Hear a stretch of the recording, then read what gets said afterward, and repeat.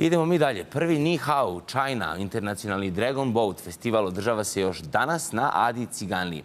Svi prisutni će moći da se upoznaju i sa bogatim kulturnim nasleđem Shandong provincije. Šta će se još naći na programu, reći će nam naša Jovana Pavlović. Jovana, kada počinje prva trka? O, pa ti si u čamcama, tebi super. Jesam, Marko, ja uživam ovog jutra, moram priznati, a prva trka počinje tačno u 9 časova za nekih 20 minuta, a pre nego što je to počne ta prva i zvanično i drugi dan ovog internacionalnog festivala, ja ću iskoristiti ovu priliku da razgovaram sa Anom Duduković. Ana, dobro jutro, hvala vam što govorite za naš jutarnji program i eto, nekako meni stvarno ovde baš lepo, ne mogu ni da se skoncentrišem toliko na razgovor, ali eto kako će izgledati današnji program. Dobro jutro, nadam se da će tako uživati kako učesnici festivala, takođe i svi posetioci Ade Ciganlije. Trke kreću u 9 časova i trajaće do 16. Danas su na programu trke na 200 metara koje su onako i možda najzanimljivije i najintenzivnije i najzahtevnije našim veslačima.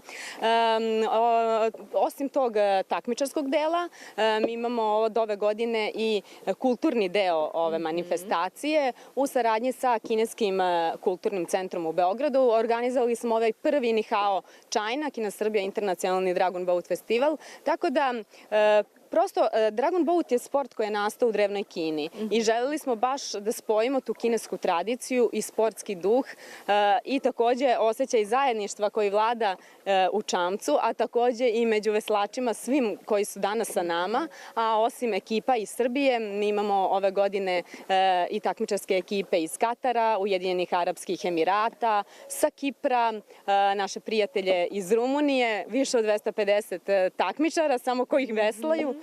Što se tiče kulturnog dela manifestacije, posetioci će biti u prilici da probaju i tradicionalnu kinesku pirinčanu knedlu Zongzi, koja se inače i priprema tokom Dragon Boat festivala.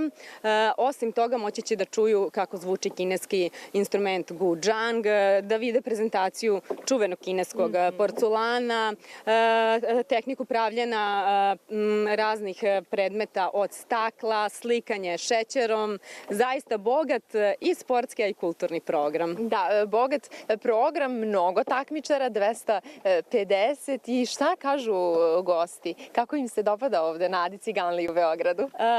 Gosti su oduševljeni, zaista mi Srbi smo poznati po našem gostoprimstvu i vrlo rado dolaze, a takođe velika nam je čast da ne zaboravim da je ovu manifestaciju inače juče otvorio ambasador Kine u Republici Srbiji, Li Ming, bez kojih i ne bismo mogli da organizujemo ovako nešto jer je to deo kineske tradicije.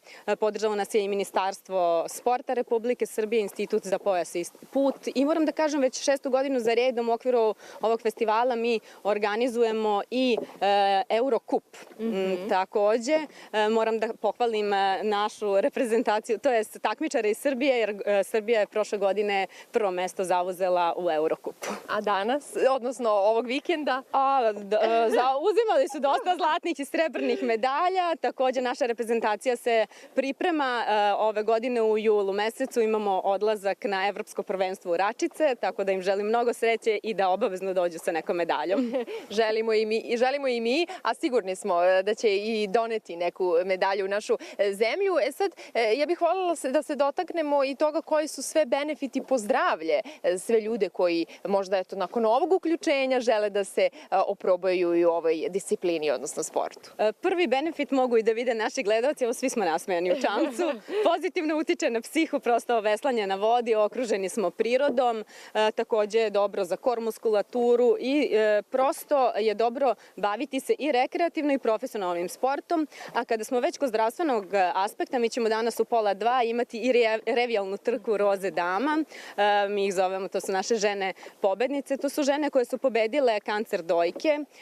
i prosto je dokazano da ovaj sport blagotvorno deluje na oporavak žena i one će ovde veslati tu trku od 200 metara i poslati snažnu poruku koliko je važna na prvom mestu prevencija, a na drugom mestu i kada se sretnemo sa takvom nekom dijagnozom da prosto ne treba da se predamo, da možemo i dalje da nastavimo ispunjen i zdrav život sa damama naravno koje su okružene istim problemom, jer na drugima da budu podrška i taj osjećaj zajedništva u čamcu i podrške ih uvek vodi do pobede. Hvala Ana mnogo na ovom razgovoru. Dakle, kao što ste i čuli moju sagovornicu, danas ćete imati tu priliku da probate taj tradicionalni dezert pod nazivom zongzi, koji se specijalno priprema tokom održavanja Dragon Boata u Kini. A takođe ono što smo ovog jutra naučili jeste da se na kineskom to zdravo pozdrav kaže ni hao, tako da ćemo mi tako i da odjavimo ovo uključenje ni hao.